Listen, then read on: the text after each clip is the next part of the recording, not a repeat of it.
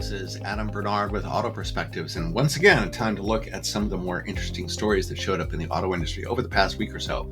It was a relatively slow week. I think folks are getting into vacation time, so not a whole bunch of new announcements, but some interesting things worth talking about. We'll start with Freelander. Now, you might recall the Land Rover Freelander as the entry-level Land Rover from a couple of decades back. It was sold in the US as the LR2 for a little while as well, and then essentially got booted out. And now the entry-level Land Rover is the Discovery Sport. So Jaguar Land Rover sells vehicles in China with Chery. They actually set up a joint venture in manufacturing back in 2014, and they have decided to bring Freelander back, but not quite the way you expect. The Freelander is now coming as a separate brand jointly developed with JLR and Chery. It will be a new family of electrified mainstream premium SUVs. It will not be part of the JLR umbrella family of brands like Discovery and Defender. So it won't appear there, but it will be connected, at least in some ways, to JLR. It'll launch at the end of 2026 with the thought to eventually export it to Europe as well. And you can see Autocar here offered an impression of what that first vehicle would look like.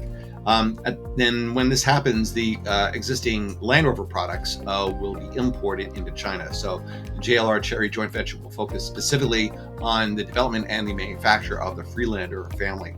The first entry was designed by Jerry McGovern, a longtime head of Land Rover design. It will use a Chery platform, the T1X, and will launch as a plug-in hybrid, but both electric and extended range electric variants are expected. So look for variations of those powertrains to appear in the rest of the Freelander family.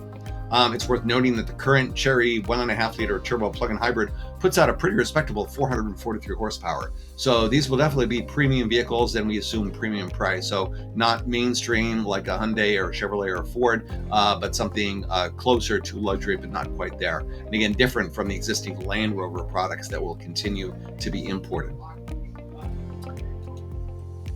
Next up, we have Volkswagen's ID, which now we must refer to as the former brand ID, which apparently is being phased out. So let's shed a tear for ID, which joins EQ in the pile of electric sub-brands that were intended to help customers know when they were looking at a state-of-the-art EV. VW's board member, who's responsible for sales, marketing, and after sales, said the ID sub-brand would be phased out, beginning with new small hatchback due later this year. This is the vehicle that was shown as a concept as the ID2 All, which we all assumed would be launched as the ID2. There was some speculation that existing nameplates would get an ID prefix to identify them, like an ID Golf or an ID Polo, but apparently Volkswagen feels that maybe created more confusion than they wanted with customers, and so decided that in the future, the vehicles we know as the ID3, the ID4, the ID7 could wind up just being called the Golf EV or the Tiguan EV or the Passat EV. Don't know yet, or they may come up with completely different names. Although, to be honest, as we all know, creating a new brand name costs a lot of money to do that. I mentioned EQ. The new CLA EV will be called the CLA 250 Plus with EQ technology, or in my head, just the CLA EQ, but we won't be seeing EQA, EQB, EQC anymore. Mercedes also decided that was confusing to customers. And so going forward, the EVs will carry the same nameplates as the gasoline-powered vehicles. So what we know as the EQS will be replaced by the S-Class with EQ technology. Audi also started to go down a similar road. They wanted to have all of their EVs with even numbers like A6 e-tron and Q4 e-tron, and then all their internal combustion vehicles would have odd numbers like A7 and Q5. And then they decided that was also confusing, and then they scrapped that. So the vehicle that was just launched as the A6 was supposed to be the A7 alongside the A6 e-tron. So now you walk into an Audi showroom, there's an A6 internal combustion and an A6 e-tron was electric. So ID2, the ID2X, which is the SUV, and the ID1, which is the production version of the ID Everyone, will all got real names like Polo, Lupo, or something new. I actually am not sure if this is a good idea or a bad idea. One would think they had done some research on this to begin with to determine how confused customers would be, because literally after about 3 or 4 years, this scheme is being scrapped along with the Mercedes scheme. So kind of sad, but we move on. Jaguar's E-Type is a legend from a design standpoint in the automotive community. You could argue that the Jaguar F-Type, which is the modern equivalent of the E-Type, never quite got to where the E-Type was in terms of the drama and the reputation. But former design chief Ian Callum has decided to have a go at modernizing the original E-Type that was launched in 1961. This vehicle retains the proportion, the surfacing, and the clamshell hood of the original. The alloy wheels, they say, are inspired by classic wire wheels, which I confess I don't quite see that here, but maybe that's just me. Inside are analog dials and toggle switches and a stick shift, just like you found in the original E-Type, and a central control panel. This reimagined E-Type joins other projects from Ian Callum's organization, Callum Design, which includes the Vanquish 25 Resto Mod, the street-legal Jaguar CX-75 supercar, and the Sky multi-terrain EV. So don't know, they may decide to build one or two of these as one-offs for a substantial amount of money, but I haven't heard yet, but it's kind of fun to reimagine. And finally, let's talk Apple and CarPlay Ultra. This is the system formerly known as CarPlay 2. This was actually announced almost 3 years ago. And at the time, it was a little fuzzy who was going to pick up on it. Eventually, both Aston Martin and Porsche were announced as getting this system in 2024. Which never happened because it's now the middle of 2025. But now we have the official announcement from Aston Martin, and you're looking at some screens from Aston Martin.